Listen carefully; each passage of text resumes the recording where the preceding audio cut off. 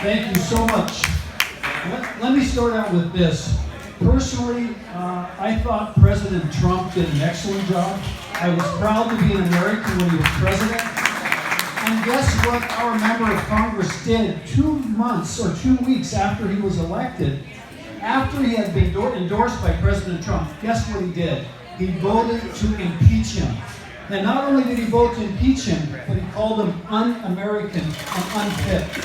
To me, the last person that's un-American is Donald Trump. Thank you. I'll tell you a little bit about my background. I'm from Sanger. They called me Chunkla when I was in high school. We were a good little community there outside of Fresno. I grew up in a ranch. My parents taught me one thing. You want to be a good American, you learn how to work. And guess what? You don't expect the government to pay your food and to pay your medical and get you through life. You work and you make it happen. So I'm proud of my upbringing. One thing I did do that I'm very proud of is I joined the armed forces. I was in the Army, went down to Panama. I was proud to be an American. Now let me tell you something that really bothers me about this current president, Biden. Sorry about that, I got confused. sorry.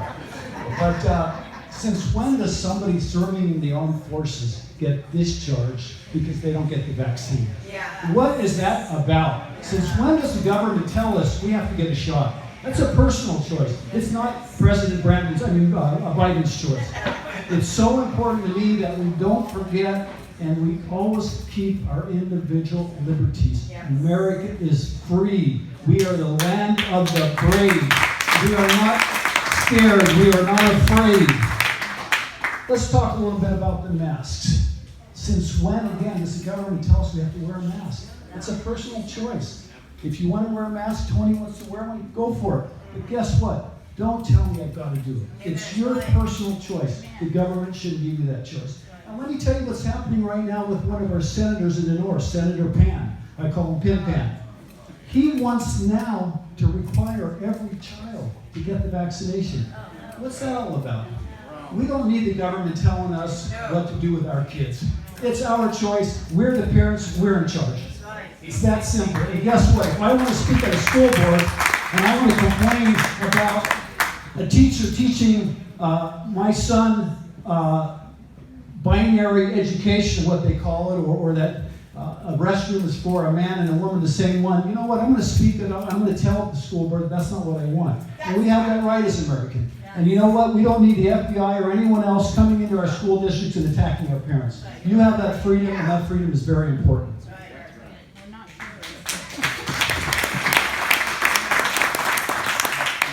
The other very important thing to me, being in the armed forces and growing up in the country, is our right to keep and bear arms. Guess what they're doing now up in San Jose in this pass? They're going to make us, as gun owners, get liability insurance. What is that about? Since when is any insurer going to insure us as a gun owner? It's a constitutional right. It's in the Constitution. We have a right to keep and bear arms. And you know what, President Biden? You're not going to take our firearms from us. If you do, come and get it. But you're not going to make it. I want to tell you, that is the right as Americans that we need to keep and not be infringed upon.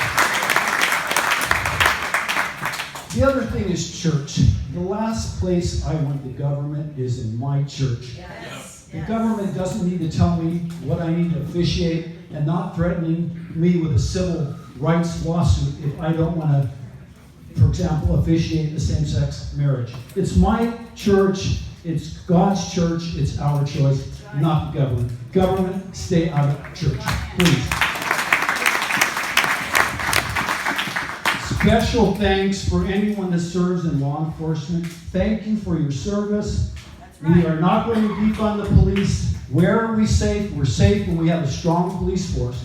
And what went on with this BLM thing and everything in these states where they burned businesses, nobody cared. They stole all their property and nothing happened. And then they don't talk about that, but guess what? They sure talk about January 6th, don't they? 1 million Americans went to Washington, D.C. to complain that they are sick and tired of this control and this mandate and all these things that are going on, and now we're the bad guys. As Americans, we have a right to peacefully protest. And the president was very clear. He said, We are here to peacefully tell you that we are upset and we want change. And he had never once did he instill any violence or ask anyone to be violent. And that's our right. We have our right.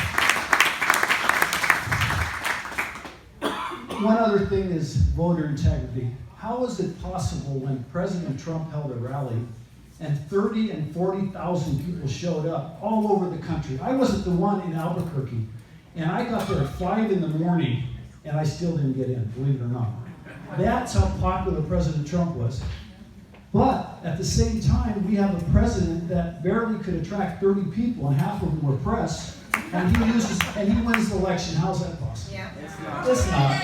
And the bottom line is this governor should have been recalled. Come on. You think that only a third of the voters in this state actually wanted him out? A guy that goes to the French Laundry while we're all supposed to wear masks and be good little Americans, he's eating at the French Laundry without a mask. That's not an example of the governor we need. Personally, we need to make sure that voter integrity, just like you're doing right here. I wanted to vote. The lady said, I have to see your ID. What's wrong with that? Yeah. Only American citizens should vote. That's right. And mailing ballots to everyone, that's putting the ballots out of the chain of custody, and then we can't control what's going on. Voting is a privilege. It's a privilege exclusive to American citizens, not to everyone.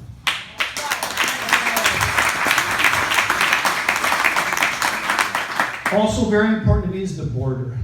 We are a great country. We decide who comes into America. We don't let this current administration that has no accountability, people are coming over, we don't know where they're going. The bottom line is, if you come to America, come legally. Come to work hard. Come to learn English. Be a proud American. This is a great land. But if you don't like America, you don't like our country, you want to complain, go home. But not our home. The bottom line is, as American, we need to preserve this great land. And if you're American, let's be proud and not let anyone change it. I'm proud to be American. I don't want anyone to change it.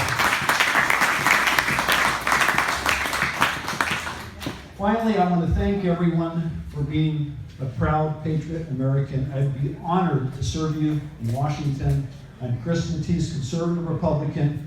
I do have a little bit of experience. I served on the Fresno City Council. I was a proud conservative, fought for what I believe is our love for God, family, and country in that order, and that will always be what I believe in.